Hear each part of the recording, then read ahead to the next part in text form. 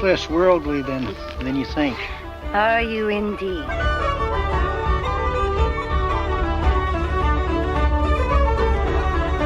Man my age, the future don't mean too much unless you're maybe thinking about next week. I realized something about myself. I've got ambitions in me that just won't quit.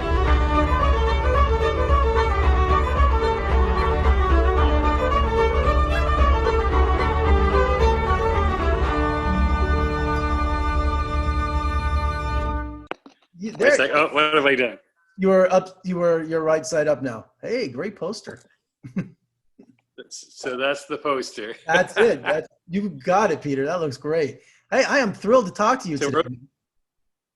Same here. Okay, there we go. There it is. Perfect. You know, a little history of myself. I was an entrepreneur right out of high school. I started my own video store in 1985, and by 1991, I had 5 video stores. But I was 16 originally when I saw The Gray Fox in theaters. And I always remember that video title, Always Rented. It was so popular in the 1980s. So people were always checking out The Gray Fox, and that stoic look of Richard Farnsworth was always coming up on the counter. You know, so this movie has an incredible legacy, especially for me, but for just a lot of people I know over the decades. So congratulations on that. That is very wonderful. And I'm so glad that you had that experience with it.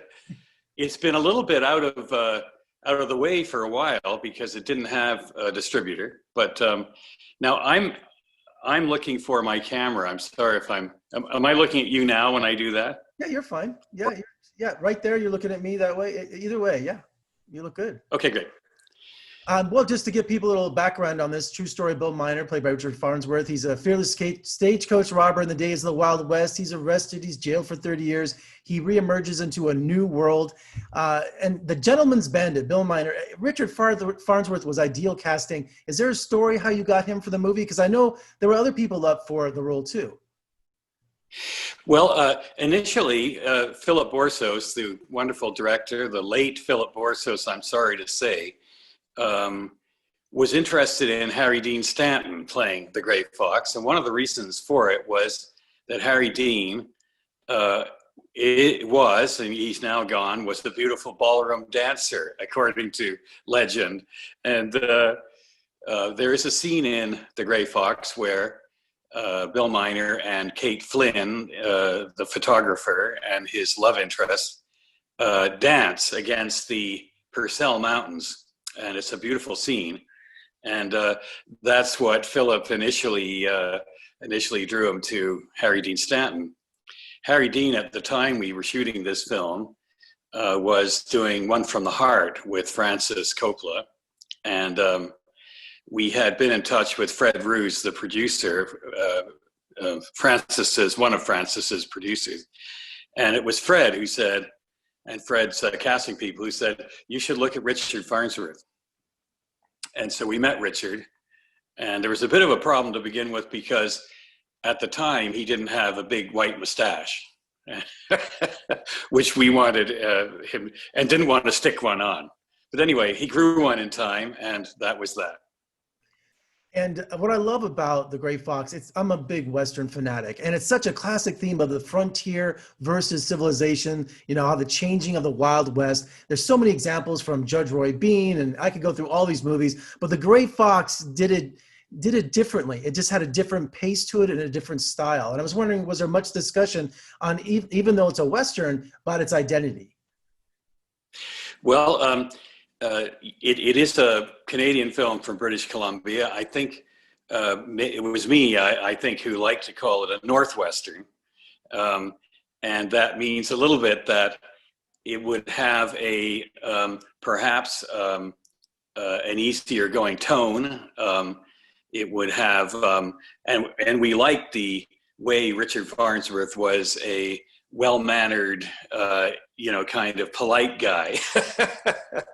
And anyway, even though he fired the odd gun, but it is that that pace and the build up. It is Philip Borsos' Peyton style, which is it's a slow but relentless build in the editing. often with some sort of black and white antique, I call it, footage involved. And in his short films that he did before this film, he had that element in all of them. And he did it in The Gray Fox, the antique footage being the great train robbery. Remember that first day in film class, we saw that, yeah. That was incredible. Yeah. Well, but Farnsworth started as a stuntman in Hollywood, and I just saw recently Papillon, and there he was one of the bounty hunters, no dialogue, but there was the great Richard Farnsworth standing there.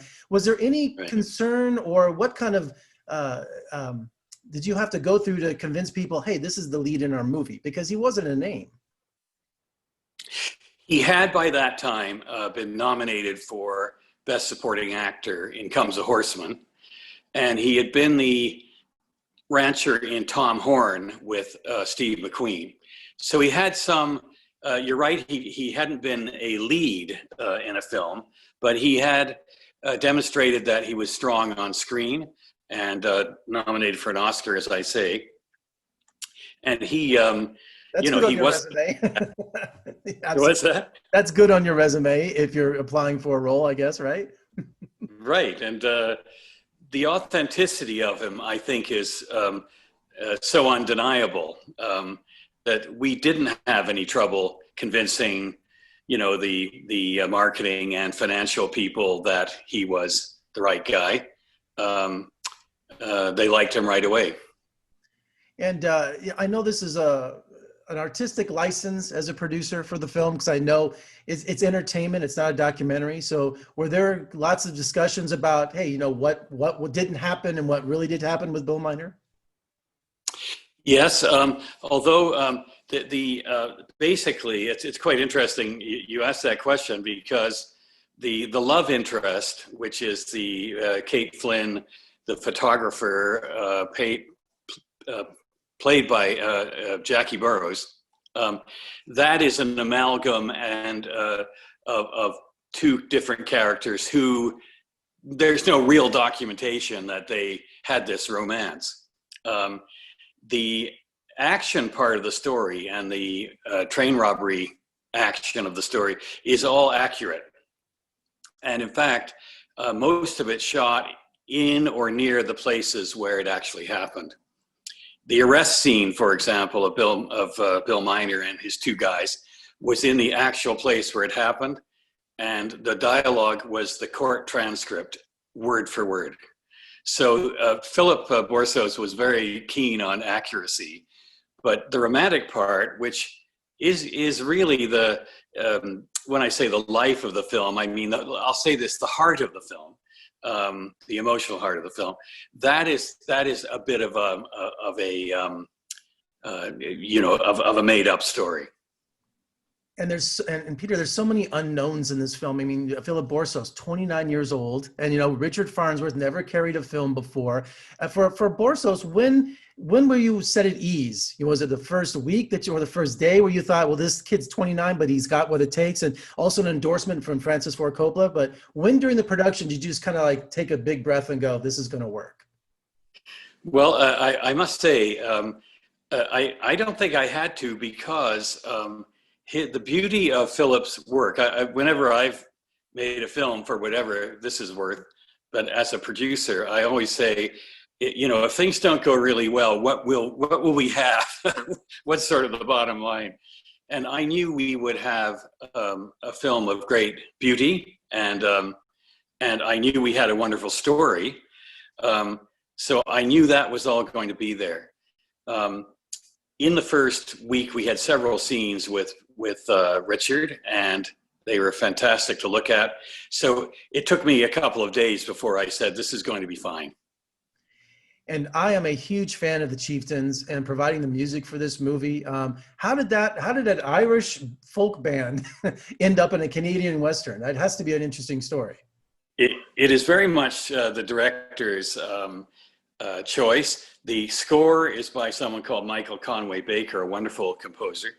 But when Philip Borsos asked me to help him make this film, he took me to his apartment in Vancouver. I was out visiting, and he put on the Chieftains, and he put on that song that you hear in the opening credits when the train is rolling through this river valley and smoke is puffing out and hanging still in the wind.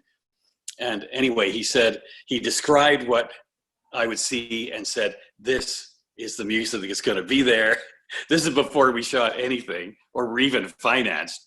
So that's the kind of, I really say that as a tribute to him, as the kind of filmmaker he was. He knew what he wanted to see and would do anything to get it. So it's simply his. As it happened, I was a fan. My last name's O'Brien, and there's some Irish to that. And so I knew the Chieftains. I'd seen them in concert. And I said, oh, yeah, well, that'd be great. And yet, as you say, yeah. No, absolutely. I'm a big fan of the Chieftains. I've seen them live. I've been a fan of theirs for 30 years. So it just adds such a special quality to The Gray Fox.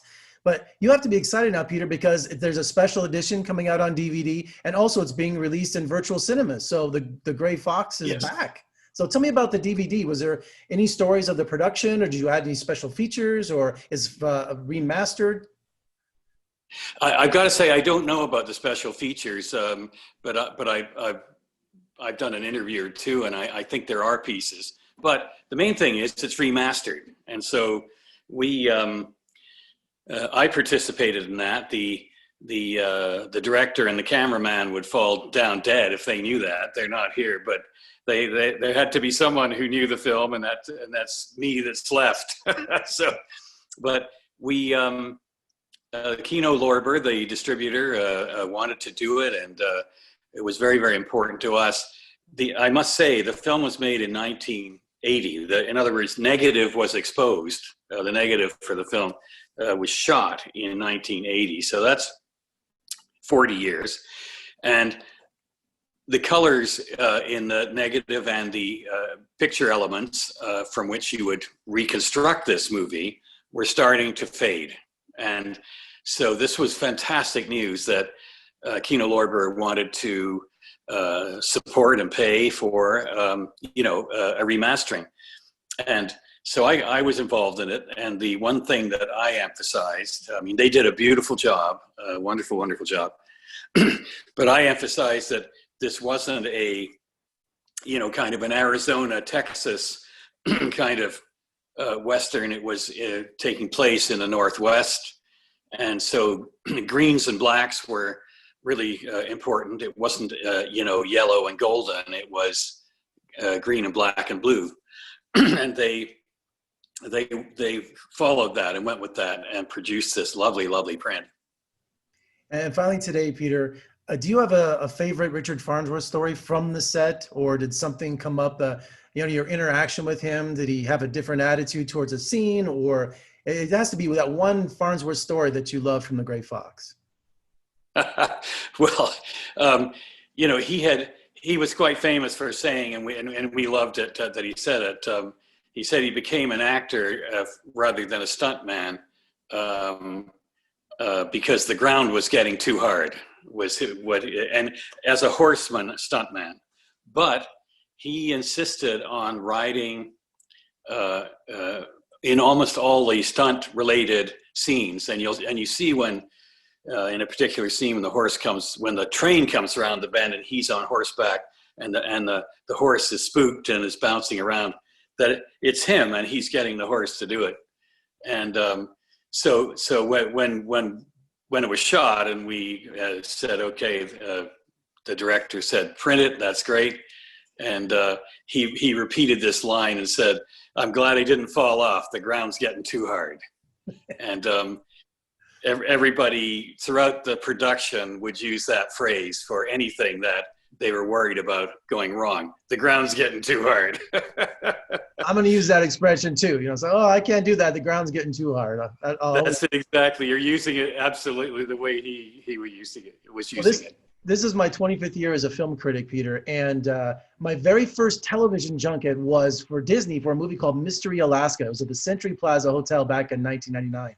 But also going on the same floor from Disney was The Straight Story.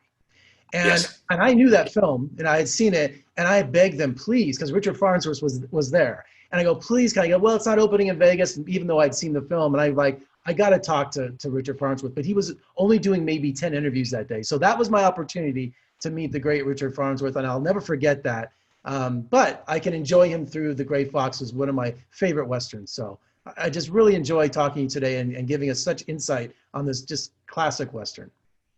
Thank you very, very much. All the best.